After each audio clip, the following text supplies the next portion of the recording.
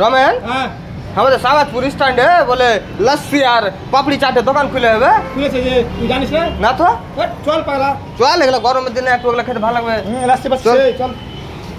কই বে কি রে এই দে হাতে চল চল চল। ওই দাঁড়িয়ে থেকে গেছে না হে।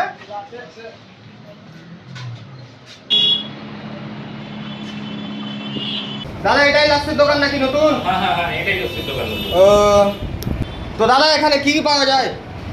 ভাই এখানে তুমি পেয়ে যাবে পাপড়ি চাট আছে, দই ফুচকা আছে, হট কফি আছে, কোল্ড কফি আছে, আর লস্যি পাওয়া যায় না? হ্যাঁ লস্যিও পাওয়া যায়। লস্যিও পাওয়া যায়। তো দাদা এগুলোর দাম কি মতো? যেমন লস্যির দাম আছে 25 টাকা। হ্যাঁ 25 টাকায় লস্যি? হ্যাঁ মাত্র 25 টাকা। ভালো সস্তা তো। হ্যাঁ এবং কোয়ালিটি অন্যান্য জায়গা থেকে অনেক ভালো।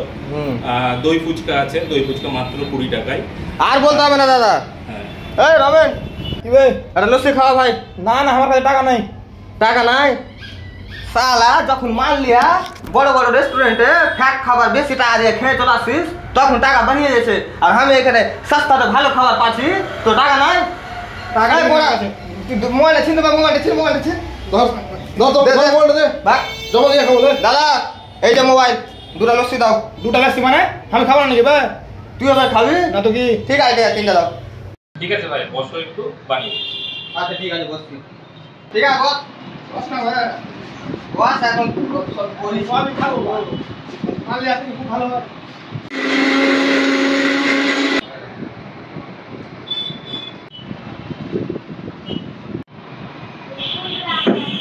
ঠিক হয়ে গেছে মনে হয়। এই যে ভাই নাও হয়ে গেছে। দেখে তো বাম্পার লাগছে। কই এটা কি দিয়েছে ভাই? পেস্তা, কাজু বাদাম, কিশমিশ। কি ভাবছিস? আর তো সস্তা দেখলেও দিছে। ওইটা তো আমি ভাবছি রে। 25 টাকা তো আবার বাম্পার খাবার। টেস্ট করে দেখি। বাহ, বাম্পার টেস্ট। ঠান্ডা কি ভাই? গরমের দিনে এটা খেলে একটু শরীরটা ঠান্ডা করবে, বুঝতে পারলে? আমি তো ভাবছি রোজই আসবো। আপনারাও আসুন অবশ্যই, লোকেশনটা বলে দিচ্ছি। লোকেশনটা ভাই হলো সাওয়াজপুর স্ট্যান্ডে কালীচক 3 নম্বর ব্লকে ল্যাম্প পোস্ট, যে বড় ল্যাম্প পোস্টটা আছে না, ল্যাম্প পোস্টের ঠিক নিচে।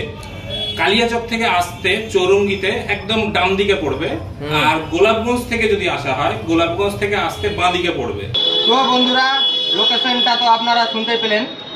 আমাদের কালীচক 3 নম্বর ব্লকের সাওয়াজপুর স্ট্যান্ড বলে একটা জায়গা আছে, ওখানে একদম চৌরঙ্গিতে যে একটা বড় লাইট লাগানো থাকে না, ওই লাইটের একদম নিচে।